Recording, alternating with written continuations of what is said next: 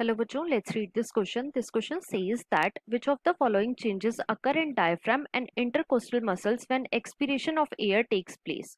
Option A, internal intercostal muscle relax and diaphragm contracts. Option B, external intercostal muscle and diaphragm relax. Option C, internal intercostal muscle contracts and diaphragm relax. And option D, external intercostal muscle and diaphragm contracts. अब अगर इस question के मैं की concept की बात करूं तो इस क्वेश्चन का जो की कॉन्सेप्ट है वो है बच्चों ब्रीदिंग।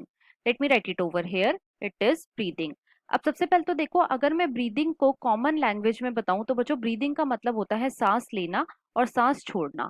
सांस लेने को हम क्या बोलते हैं? It is known as inspiration.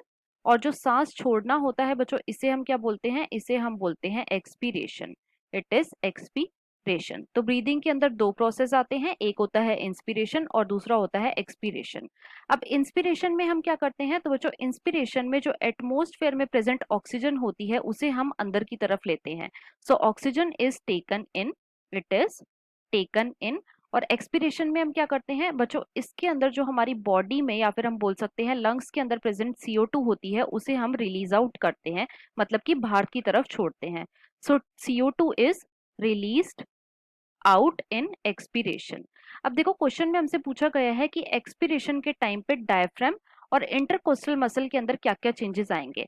तो बच्चों जो ब्रीदिंग के दो प्रोसेस हैं, मतलब कि इंस्पिरेशन और एक्सपीरेशन, इनके अंदर मेनली दो मसल जो हैं ये वर्क करती हैं।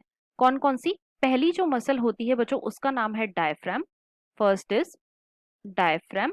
और दूसरी जो मसल होती है बच्चों उसे हम बोलते हैं external intercostal muscle, external intercostal muscle, right.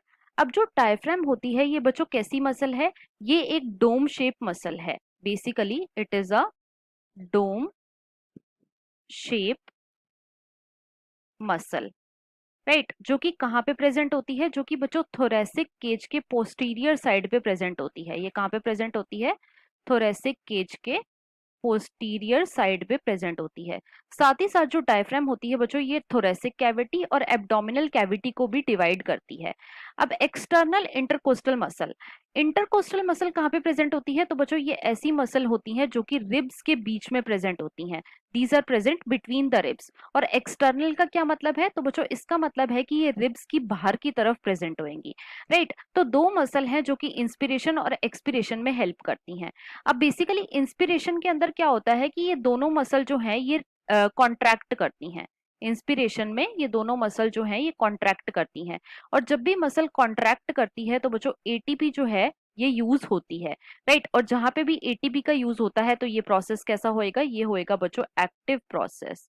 Basically inspiration जो है ये कैसा प्रोसेस है? ये एक एक्टिव प्रोसेस है।